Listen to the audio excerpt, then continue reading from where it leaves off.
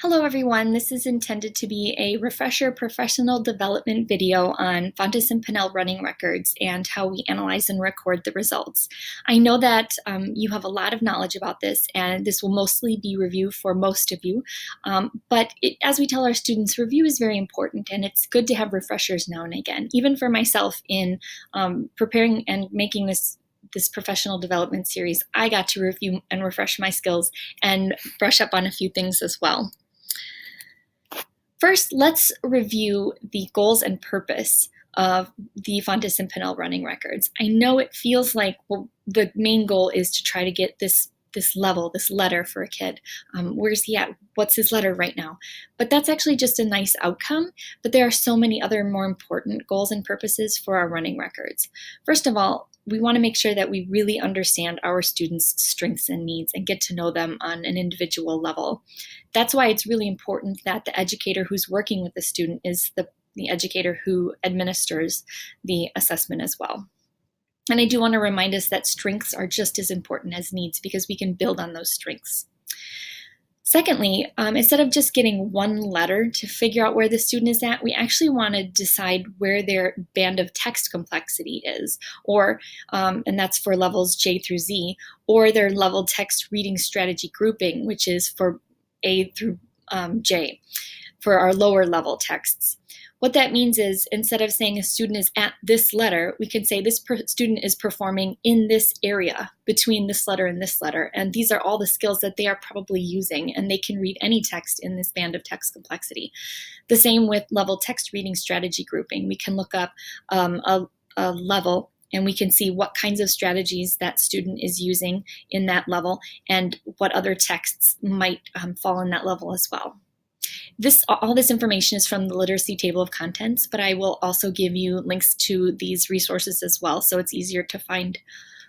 Next, we want to make sure that we're not just recording and filing and putting away, but we're taking some time to analyze the results, identify some next steps for the student, and use that to plan our instruction, because that's just the nature of assessment and instruction. They are cyclical and they can't exist without the other. They feed into each other. Finally, we also want to make sure that we're initiating dialogue with our colleagues, reaching out across special education, regular education, specialists, interventionists, anybody who works with the child. Are we seeing the same things? Can we share some strategies that work? Just making sure that we're all on the same page and working together to provide the best quality education for that student. For starters, just to review, when you hand the student the text, we're going to start by reading the title to them, Ernie Learns, and then you're also going to read the one-sentence introduction, which can be found at the bottom of the text, and it also can be found at the top of any protocol, right here, this one-sentence introduction. That's all we want to do, though. Make sure that we're not doing a book walk, we're not activating their prior knowledge. Do you know anything about these kind of dogs? Do you have a dog? We don't want to do anything like that, preview hard words. We just want to intro, title, and let them carry on. Something that I might do, though, is I might ask them, actually I always ask them, have you read this book before? Or if they say yes, how recently have you read this book? Because I want to make sure we're not overusing the same texts and the student memorizes them and predicts the questions and answers. That's also incidentally why we switch back and forth. We alternate between fiction and nonfiction, and we change that out with every time we move up a level or we retest the same level. Next, I want to take just a second to review some universal codes that are to be used with F&P running records. I administered these for years, with thousands of these with my students, and I started to develop my own Kristen shorthand, which made a lot of sense to me. But when I passed this information along to another educator or tried to share the results, they didn't understand what I was saying. When I circled a word or when I underlined a word, what does that mean? So I had to take some time to review some of the universal codes to make sure that I was being consistent and helpful in my communication, and I was trying to calibrate with other educators. So I know there's like 20 or so codes, and they're all in the literacy table of contents, but I picked out the top 6 that I use the most, and I assume that you probably do too. First of all, if a student gets the word correct, we're just going to put a check mark above it, which is really easy to do at these lower fluency levels, these lower text levels, because the students are reading slow enough that we can follow along. With my middle and high school students, when their fluency was much stronger and faster, I couldn't keep up with that, and just no marking meant it was correct. But it's easier for us to do at these younger grade levels. It's also nice, as a tip from me to you, to constantly be writing. First of all, it keeps you on track. And second of all, if we only ever write when they make a miscue, suddenly when we pick up our pen, they go, oh, I made a mistake. But if you're always writing, then they have no clue. The next most important code that I use is for substitution, which is another way of saying miscue or mistake. The word was wonder. The student said worry, so I wrote a line and I wrote the word they said on top of it. It's really important for me to write what they actually said because that gives me more information on what their brain is doing. If a student skips a word entirely, just a straight line across for an omission. If they add a word or there's an insertion, a little caret, and write the word they said above. If they make a self-correction, for instance, in this case, the word was usually, and the student said use. No, usually. I want to make sure I write use as well as the SC for the self-correction because both are important pieces of information and they tell me what their brain was going through as they tried to figure out that word.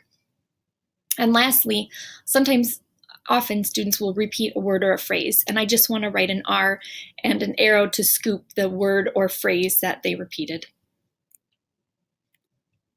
So hopefully you downloaded the sample running record protocol that was sent. This is for Michael X, who's a 5th grader. And for years, I only ever used the error column and the self-correction column, the E or the SC, the first 2 columns. And I never even dug into the error and self-correction analysis, MSV column. I think it's really easy for us to discern between an error and a self-correction and to tally those up. And that could be the bare minimum expectation. But when we move on to the next 6 columns, we really get a better, more well-rounded picture of the strategies and abilities and strengths and needs of our students. So we're going to analyze this running record, but first I want to review what those MSV stand for. Here's a document you would find on the literacy table of contents, miscue analysis, and you can pause this and read it if you like, of course. M stands for meaning, S stands for structure, and V stands for visual information. There's another resource that I really like too, that in addition to this wonderful text, it adds some visual reminders. This is the other resource that a colleague shared with me, meaning, M, does it make sense? S, syntax, does it sound right? And V, visual, does it look right? This can be hard if you don't have a lot of practice in this, so that's why we're practicing this now. But I'll also give you a scary look into how my brain works. This is what my brain thinks of when I think of MSV. I think M for meaning, is it a synonym? Meaning, did they say child for kid? It doesn't alter the meaning or understanding in any way. It's just happened to be a synonym or a different word. For syntax, I think, was at the same part of speech, actually.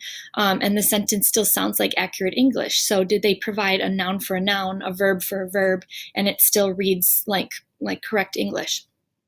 And finally, for visual, I think to myself, does the miscue and the original word look the same somehow? Maybe they both started with the letter O. Maybe they both ended with an ED.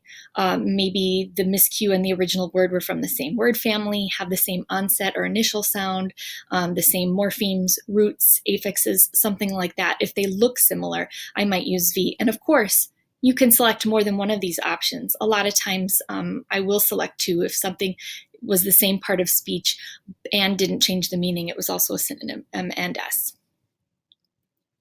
So here's Michael's running record protocol again. His first error was 1 instead of on. Now, on Saturday morning, I guess you could say that doesn't really change the meaning, but we need to stop right after the error and decide all the information up to the error. So I can only analyze the word 1 for on. It's an error. And so under the error column, I'm going to say that's visual because they both start with the letter O and then they have a letter N and they look very similar.